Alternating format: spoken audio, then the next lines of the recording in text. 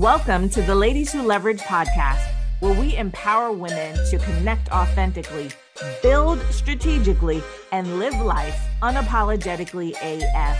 It's time for women to embrace that they are powerful at their core and to leverage their expertise, resources, and relationships to build their business, their brand, and their badassery.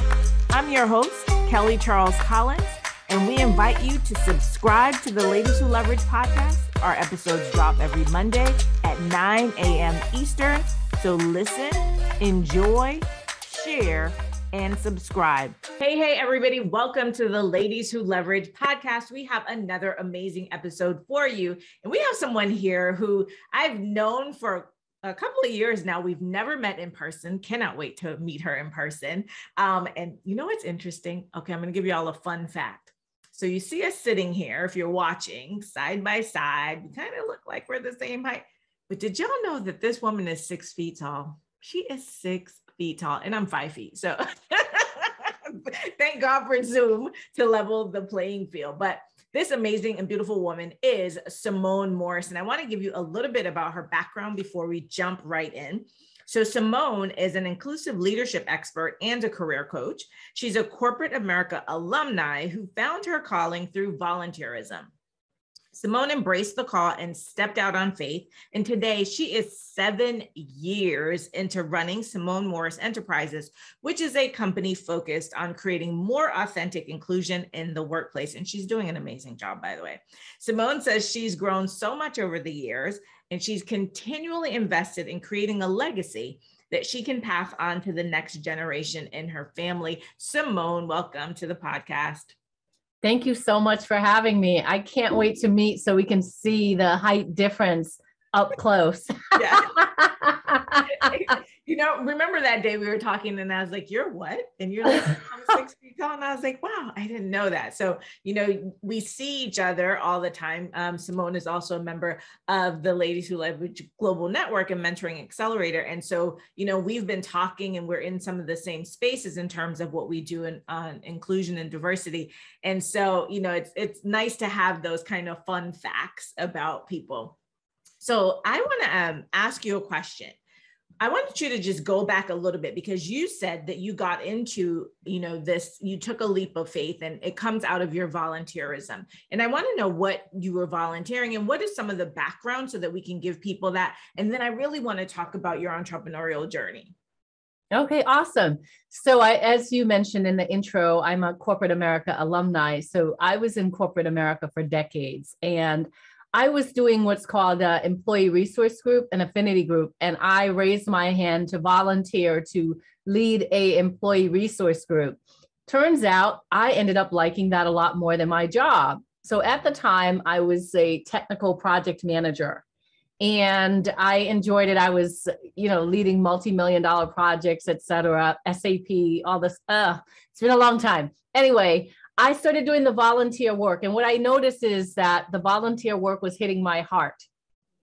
The technical was more transactional, and I didn't feel as good as having conversations around culture. So I started having conversations around culture. I started being invited to the C-suite to sit at the table and being asked for my opinion. So I really enjoyed doing that work. And so much so that I became an entrepreneur. So I was treating that like my very own business. And, you know, I decided to stay with that work. So that's what I mean, that volunteering really opened up my eyes to a new career.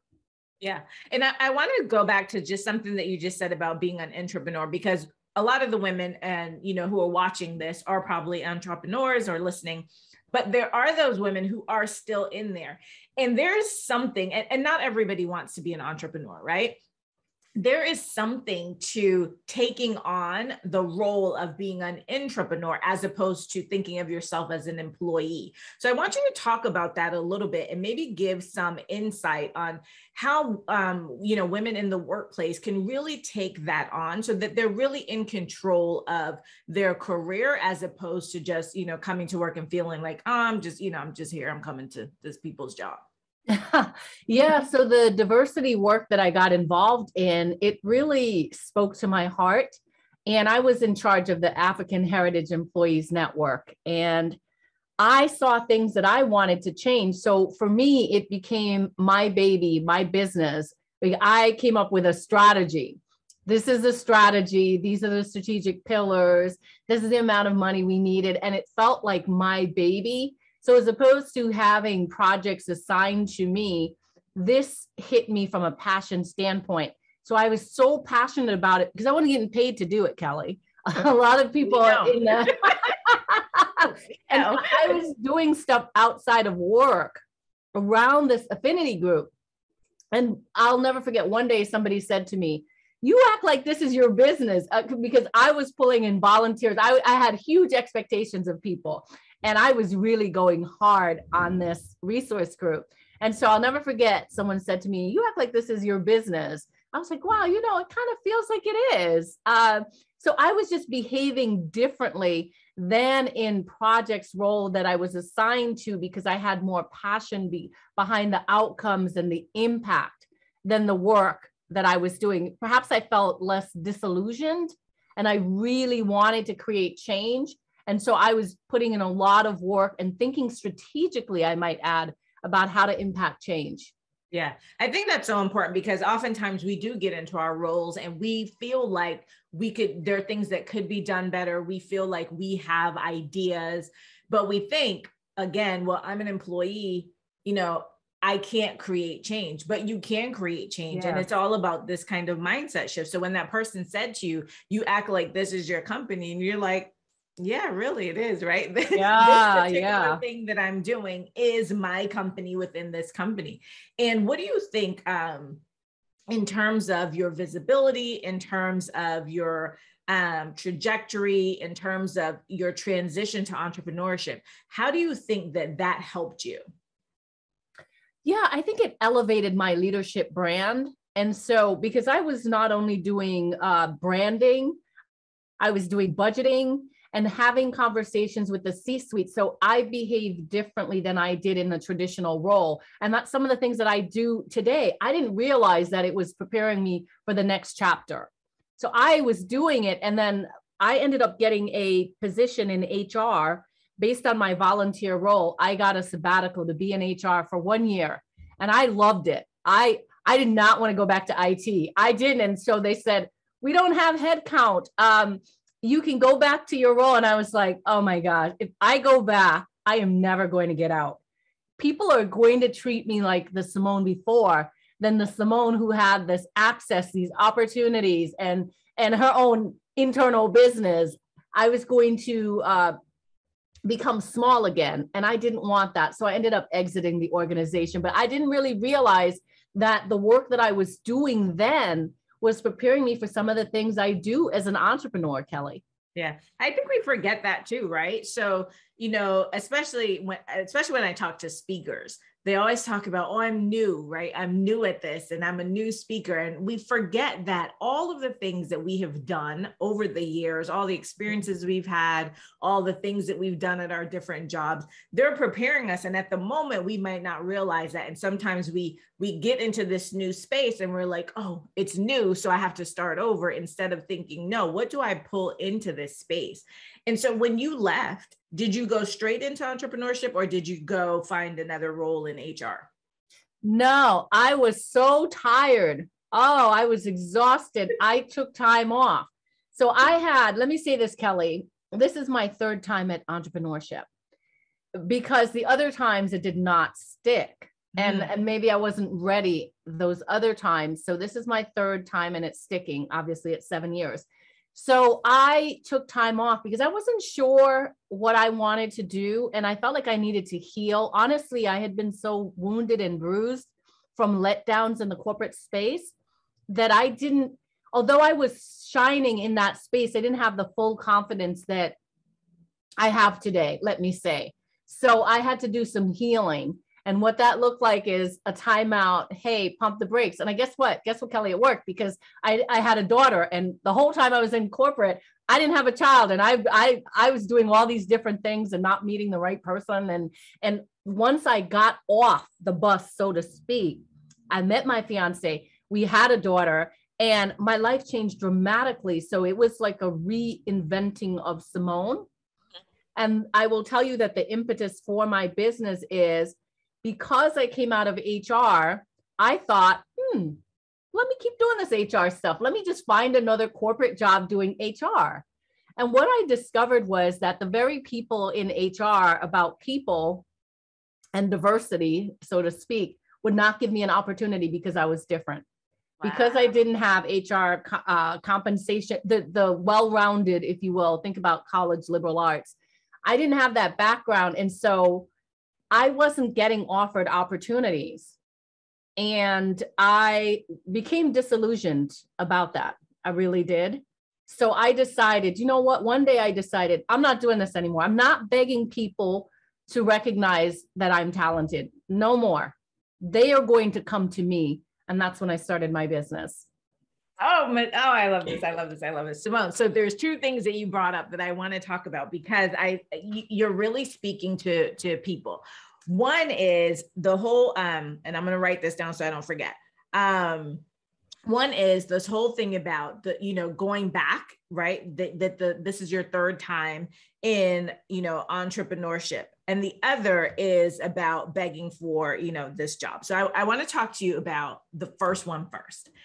When you say that, this is your third time in entrepreneurship, talk a little bit more about what you mean by that and what was happening in those spaces. Did you go back to work? What did you do? Because there are people who think that if I venture out, it has to work. If it doesn't work, what am I going to do? I can't go back.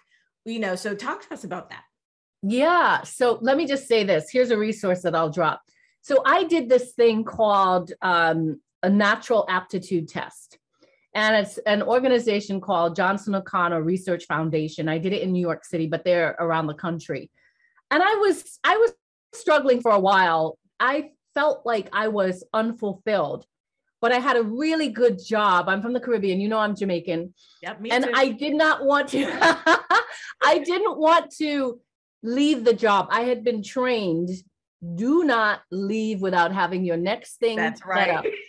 So I was trapped in terms of, I got the good pay, I have access, I have these opportunities, I have benefits, I'm single and I'm traveling and just dropping loads of money on just loving life, but I was unhappy. And so I did this thing called natural aptitude test, and it had entrepreneurship on there. I was like, what? So I was like, I don't think I'm cut out to be an entrepreneur. But anyway, so I'm in corporate and I decide I want to start my coaching business. So I started Simone Morris Coaching, and I realized very quickly that I didn't know how to be in business, but I knew how to be a coach, but I didn't know how to be in business. And so I wasn't making enough money. So I closed Simone Morris Coaching.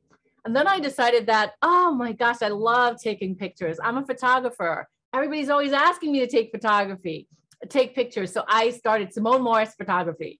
And I had that. I used to take maternity shots and family shots and all that. And I loved it, but I wasn't making any money. It's like, how am I going to leave if my side hustle just can't reach the full-time salary? I can't. So one day a friend of mine said to me, you keep doing these different things. Why don't you do like a enterprises so you could do whatever you want to do? And so I started Simone Morris Enterprises because that allows me to embrace my diversity and do different things. So anyway, I just say all that to say it doesn't have to work the first time. And being an entrepreneur is hard work. So you got to go all in and figure out a lot of stuff. It's not just about whatever it is you want to do. You have to learn how to be in business. Yeah. I hope y'all are really listening. Simone is... There's so many, and I hate how people say, oh, she's dropping gems, right? But there's so much gold in what you're saying, because when you're talking about, okay, I was good at this. So I was good at coaching, but I could not run the business. That's so important. There's so many of us who are good at doing the thing. We have the skill to do the thing, but the thing requires us to also be good business people. And so it doesn't mean because we're good at something and people keep telling you that you're good at it, that you just go venture out, right? That you leave your job. People, oh, just quit your job. No, don't just quit your job. Right. Right. Like Simone, make sure that this is something that's viable, that you can actually make money doing. And, both of us are Jamaican. And so we grew up in a culture that is like, don't you leave that job. I get a major hustle going on. Yeah. Right. You can have 10 jobs, but you're not leaving that one. You're not leaving the good job. The good job. Yes. Right. To go do that. So I hope you all are really understanding too, that you get to decide, right? It's up to you. You get to decide the path that you want to go on. And so as you were talking about, you realize that you had these these skills. You didn't have them in terms of on paper or maybe necessarily an experience from title, but you did have the experience, the HR experience, to be able to be in these roles. But then you get there and people are like, no, right? They don't want to let you in. What did that feel like? And how did you really overcome that to move forward? Yeah, I'm going to tell you what it reminds me of, Kelly. It reminds me of, I'm the first person in my family to get a degree from college. And so when I got my bachelor's degree, you could not tell me Jack. I thought I was the cat's meow and I didn't get a job. And I was pissed as all get up at my college because I owed all this money and I did not have a job. They didn't help me get a job. So I was pissed. So when I didn't get diversity roles, let me say I was insulted. The thing is, I didn't understand that my IT salary did not equate to a diversity salary externally. So the things that I was getting offered, it wasn't, I can't go back to that. And I didn't humble myself to come back down. I had an expectation to be at a certain level based on my tenure in corporate that I would get a comparable salary. And that's not what was being offered to me.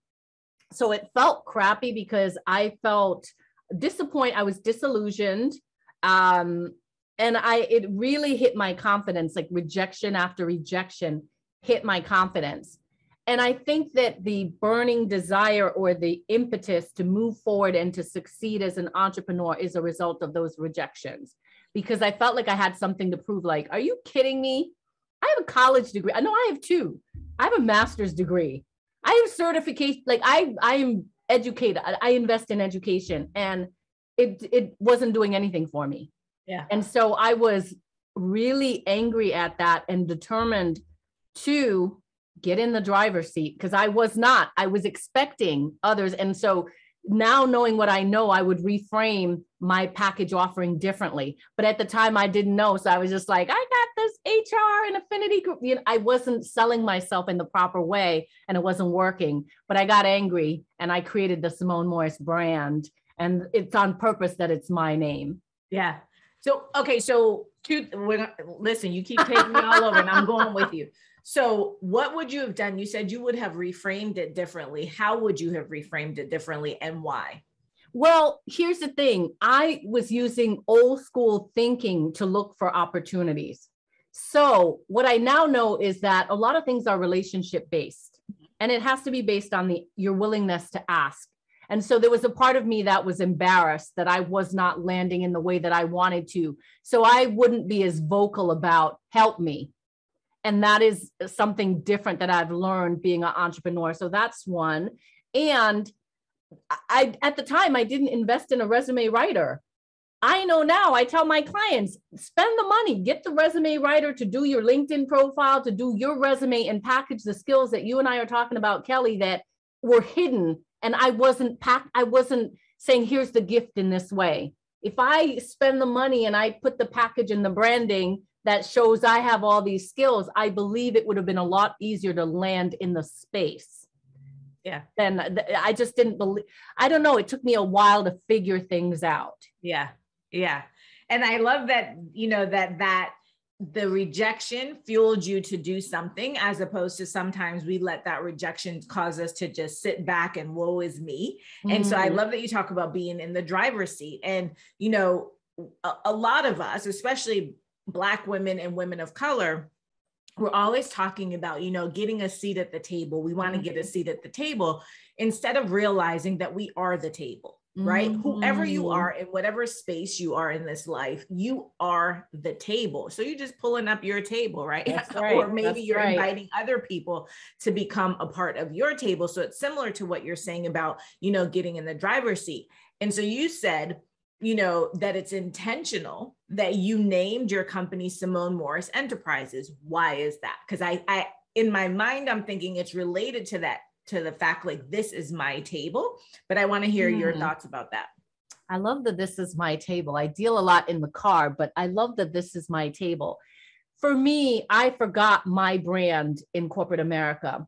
I believe that I was so brainwashed into the company that I was working for, like I was living, breathing, spewing out. I work here.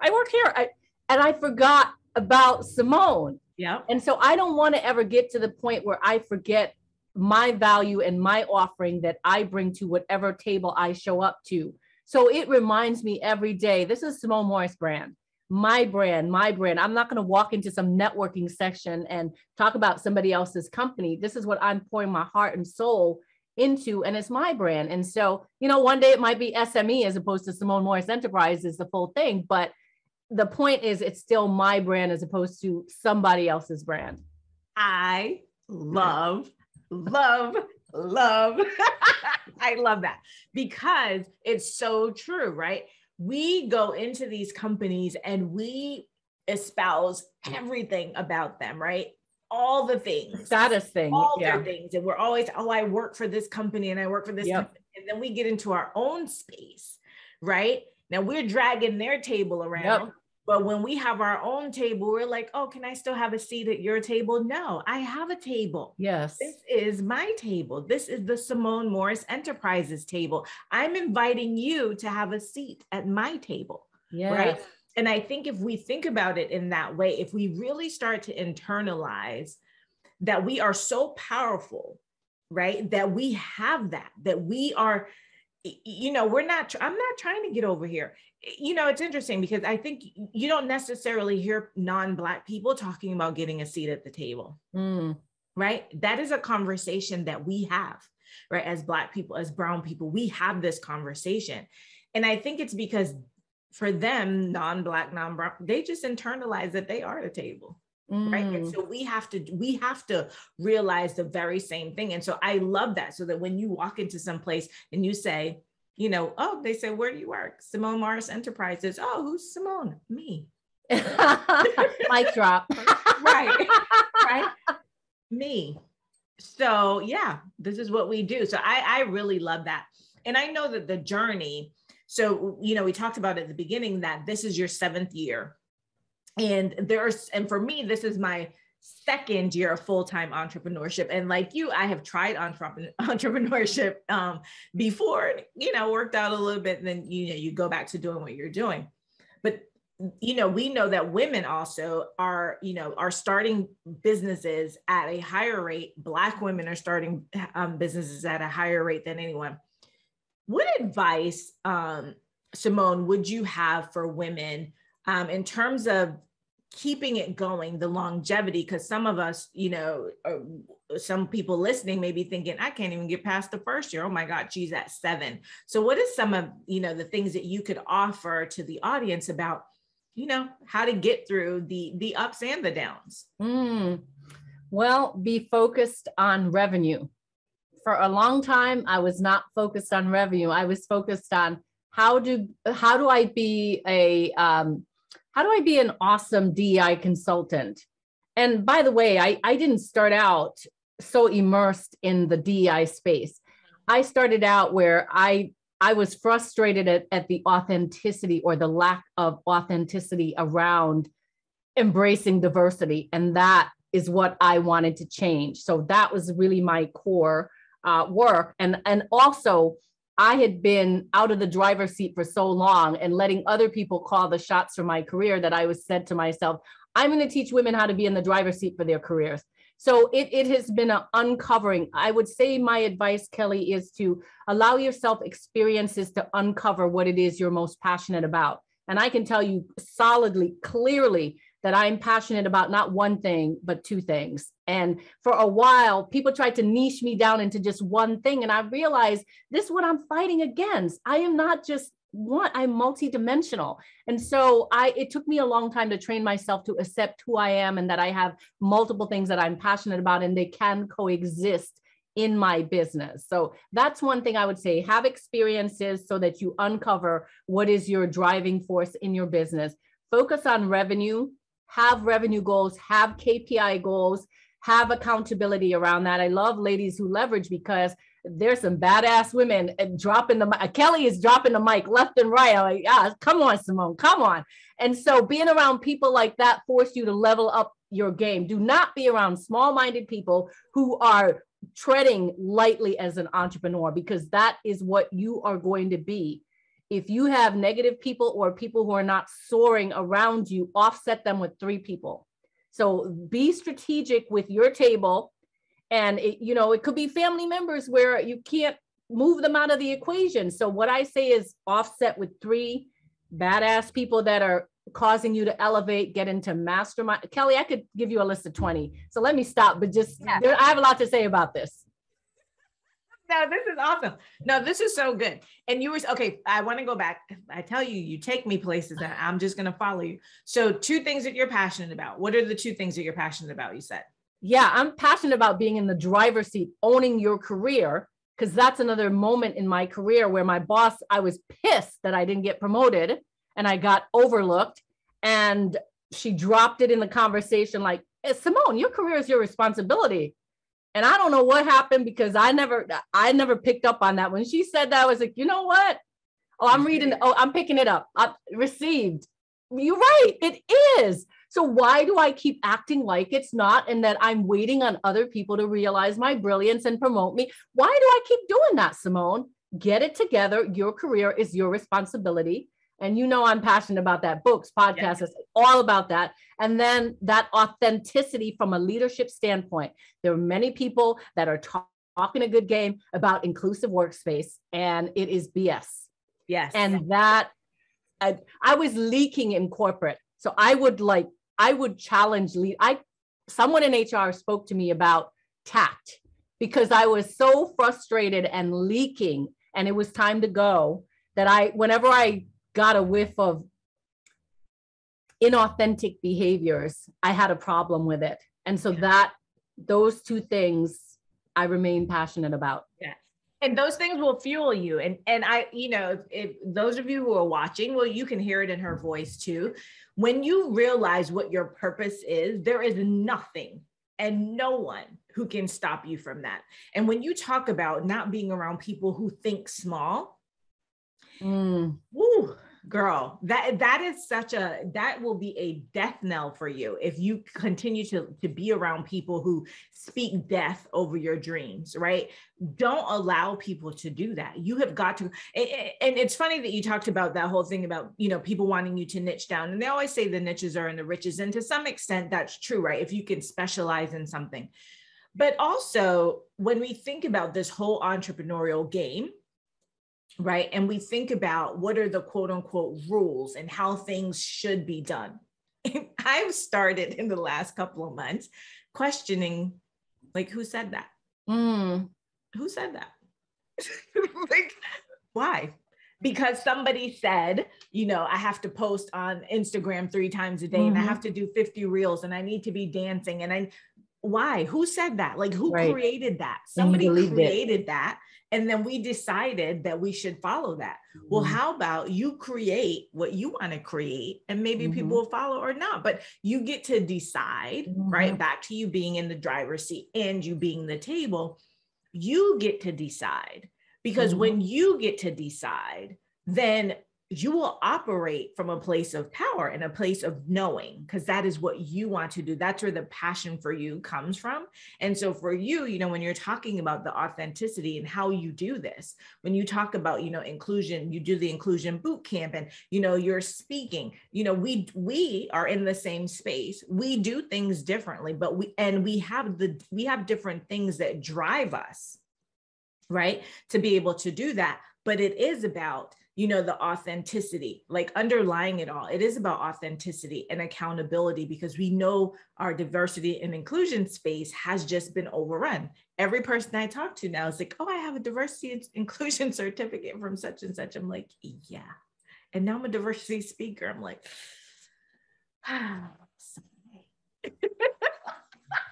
yes. Yes. Yes.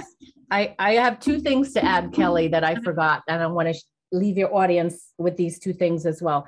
Okay. Be kind to yourself on the entrepreneurship journey. Yeah. It's hard. You will go through periods where you beat yourself up so much for what you did not do, or, you've heard me talk about the $60,000 deal that I blew with my big mouth because I thought it was a teachable moment about diversity when it wasn't. Right. So be kind to yourself and have people who remind you to give yourself grace on the journey. So that's one thing. And the other thing is ease up off of your pocketbook or your wallet. When I first started out, I was like, I can't afford that. And I'm still training my mindset where instead of, like Rachel Rogers says, figure out a way to get the money, I still will be like, I can't afford, I got to keep that rainy. I got to keep some money because I don't have a job and I got to keep some money. And so what I found though, is that once I started spending and investing in my development and learning how to be a business owner, I found that a lot more opened up for me. So those two things came to me while you were talking, Kelly. Yeah, absolutely. I think we've all had that, especially if you come out of corporate, right? So I came out of being a lawyer, you get this paycheck every 2 weeks or every week, whatever it is that you get it, you're used to this money coming in, right? And you can, you spend that money and do whatever. You get into this entrepreneurial game. It's like maybe this month, maybe next month, maybe 3 months from now, the money's going to come in, maybe a chunk comes in, maybe pieces come in. And so it makes you kind of resistant. But I've had the same epiphany, like probably towards the end of, closer towards the end of 2020, when I was just like, if this is what you want to do, if you want to go all in, you have got to invest the money to be in the spaces and around the people who can help you to do it. The people who have been there and done that and are still doing it. Right. I say this in Ladies Who Leverage all the time, that there's power in association. There's power in association, and proximity is power. And being able to have people like you and I have had all kinds of conversations, whether it's text conversation, on the phone conversation, to just have somebody that you can be like, this is what's happening. Hey, what do you think about this? Can you help me run through this? What would you do in this situation? Right.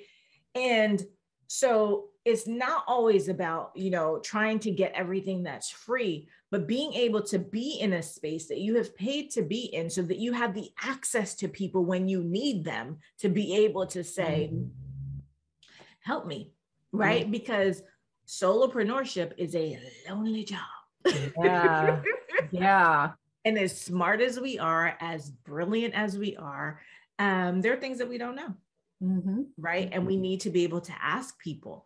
And so in your work, Simone, like what do you think entrepreneurship has allowed you to do in the work that you want to do that being inside of an organization hindered you from doing? I had to remind myself that I'm not a corporate employee. There's so much work to be done. And 7 years into my business, I'm realizing I need to redesign my business to work for Simone. I redesigned it to look just like corporate America. And I'm like, what the heck? So what that means is that I don't need to kill myself on the weekend and work 24, like I get to decide. And so I think it gives me the flexibility to, first of all, Stephen, my fiance, he says, you can work from anywhere. It's like, no, I can't. Actually, I can. Actually, I can. But, I've got this mentality. I've got to be in my office. And so I think being an entrepreneur allows you to redesign your life to work for you. So my daughter has something at school and where I'm sweating like, man, I got to go talk to my boss. I'm like, okay. Yeah. So she's got spring break coming up. And I said, you know what? We're going to do spring break. I have a couple things that I can take from wherever I am. We going. So I think just a more freedom is one of the big things. And there was so much angst and just pain. I think because I wasn't in the driver's seat and asking permission, like I don't have to ask someone's permission to explore an idea that I have. I could just drop it in my business and allow it, play with it, innovate. Yeah. And I have more freedom. So I think those are the things that really keeps me staying as an entrepreneur, keeps me going. Yeah. That is my core value in all of this. And anything that I do in this entrepreneurial journey that bucks up against my freedom, I'm like, I can't do it. And the same thing that you said, when I designed the business originally, I realized that I had just created like a whole job, like multiple jobs for myself. And I was like, girl, what are you doing? Like, this is not what you signed up for, right? Mm-hmm. And so it does give you that freedom. And I love that you said that you get to design how your life looks, right? You get to design what it is that you want to do and however it is that you want to do that. Nobody can tell you what to do. Nobody can tell you that this is right or wrong. They can advise you, right? You can seek counsel and you can take advice, but in the end, it really has to be you, right? Who makes the decision, because you're the one who has to live with it. You're the one who has to go out and market whatever it is that, is now the business, right? That is now Simone Morris Enterprises. So what is there, like, what's next for Simone? Well, I want to be in a physical space. I work at home and I have contractors that I work with, and I'd like to be, I'll tell you, Kelly, I live in Connecticut, and I had this epiphany or this thought when I was in corporate America, and I used to take the car service to the airport. I used to pass this building. It's actually on my Facebook, in the weeds, but I used to pass this building and it had Simone on there. And the first time I saw it, I nearly lost my mind. I took a video. So every time I went to LaGuardia Airport, I would take a video of this building with my name on it. I don't know what that company is, but it says Simone on top. And I said, one day I am going to have a physical location.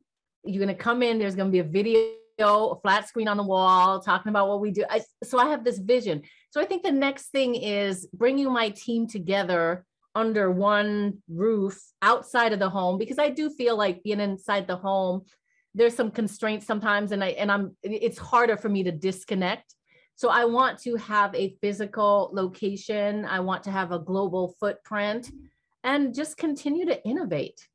Yay, you are awesome. And listen, you all, so you've been listening to her and watching this. So now you will understand why in our April issue of our magazine, The Ladies Who Leverage Visionary Life magazine, that Simone is one of our 2022 unapologetic badasses. Yeah. All right. So excited, y'all. Thank you. See that feature. And also, Simone wrote an article in our inaugural issue of the magazine. So go check that out. Her article was 5 essential tools to run a successful business. So you've heard her speak, she knows what she's talking about.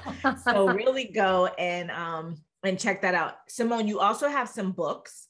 So I want you to tell us about the books. I want you to tell us about the podcast. And then also just give us one link where people can reach out to you.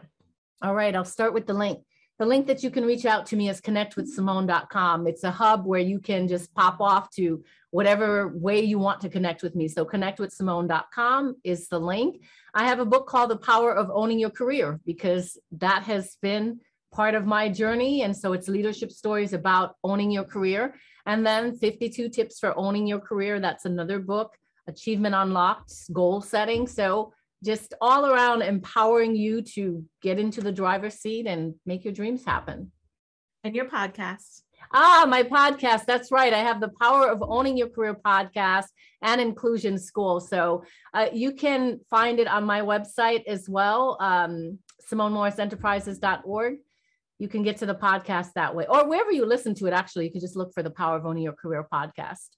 I love it.